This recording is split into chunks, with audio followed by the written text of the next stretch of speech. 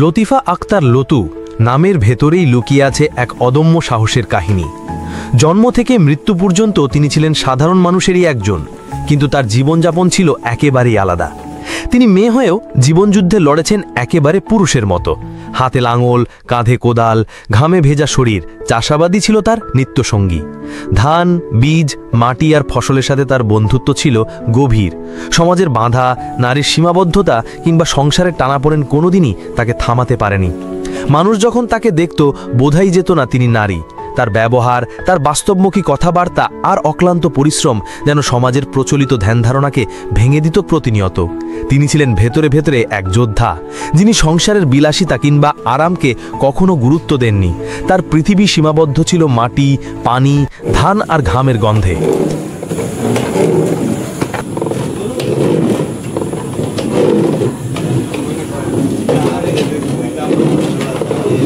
আজ তার 40। তিনি নেই, কিন্তু তার গল্প আছে।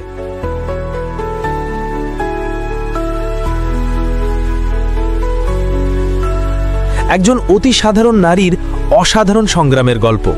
লতিফা আক্তার লতু, যিনি বেঁচে থাকবেন মানুষের স্মৃতিতে সাহস আর প্রেরণার প্রতীক হয়ে।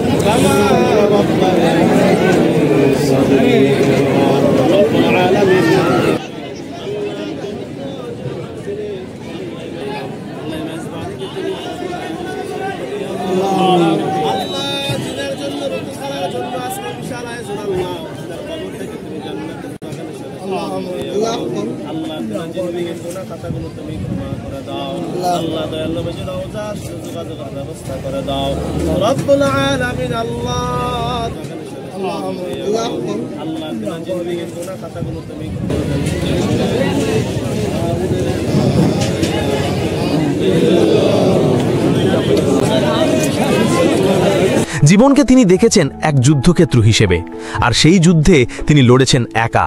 কারো কাছে কোনোদিন হার মানেননি, কারোর বোঝা হয়ে ওঠেননি।